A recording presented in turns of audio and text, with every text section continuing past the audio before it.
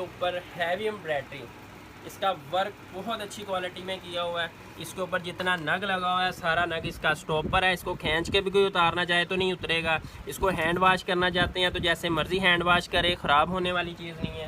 اس کے السلام علیکم، آپ کا پیارا دوست. آج آپ کے لیے بلیک اسپیشل میں ایک بہت خوبصورت پیور میں آپ کے لیے ورائٹی لے کے آئے ہیں. آپ کو اس کا ایک آرٹیکل چیک کرواتے ہیں. 6 اس میں کلر ہوتے ہیں ہمارے پاس.